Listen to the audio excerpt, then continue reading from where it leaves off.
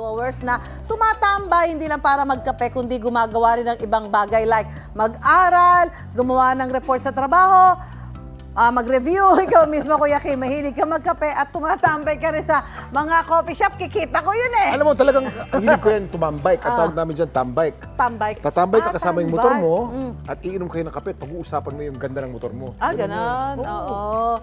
Susan, iba-iba tayo ng diskarte. Merong mas naka-focus, kahit maraming tao, mas nagiging productive. Yan ang kwentong inalam ni Katrina Son. Kapeng-kape ka na ba o hindi kayang magsimula ang araw nang hindi nagkakape? Ang ilang kapihan na maganda ang disenyo at serbisyo, matagal daw ang aantayin bago makapwesto. Dahil ang ilan, ginagawa na raw itong opisina o tambayan ng ilang mag-aaral. Ano? Tara, kape! Studying outdoors ang sikreto sa pag-aaral ng legal management student na si Jay. Para sa kanya, mas nagiging focused siya sa pag-aaral kapag nasa labas ng dormitoryo. Kaya ang kanyang takbuhan, coffee shop. Nagsimula ako mag-aral sa mga coffee shops ever since nagkaroon ng face-to-face classes. Mas prefer ko yung coffee shops kasi at least doon pwede ako magkaroon ng motivation to actually study dahil, I'm spending my money.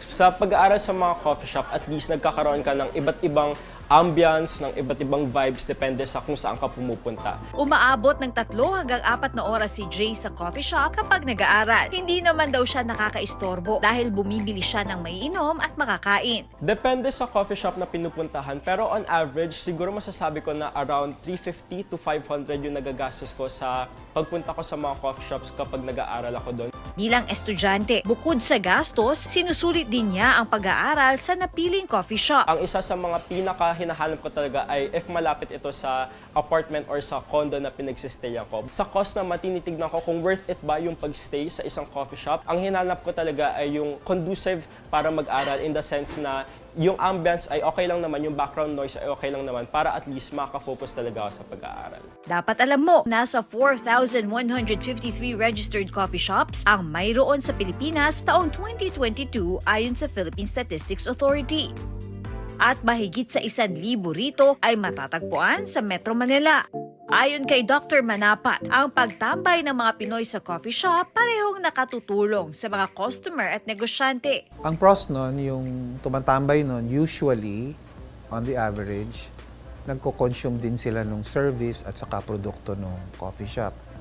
Ang cons nun, mas malaki yung fixed cost nung owner kasi ina-upgrade niya yung internet services niya.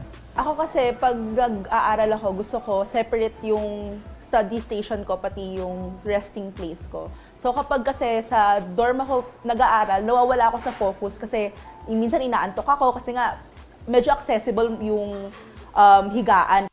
Dahil wala raw sapat na public library at workspaces sa bansa, kaya coffee shops daw ang nagiging alternatibong lugar ni Kairis. Simula naman na nag-boom yung mga coffee shops dito sa Pilipinas, yun na talaga yung branding nila at yun na din yung advertisement nila na gusto nilang ipakita sa mga customers nila.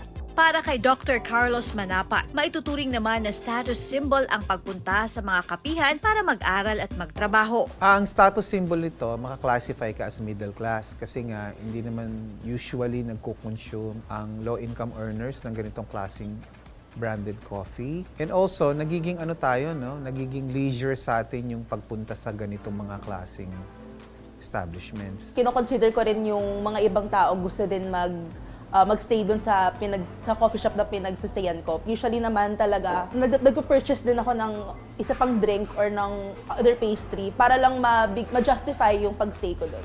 Hindi basihan ang lugar para madagdagan ang kaalaman. Basta't porsigido sa pag-aaral at pagtatrabaho, magtatagumpay sa anumang larangan. Ako si Katrina Son at yan ang kwentong dapat alam mo.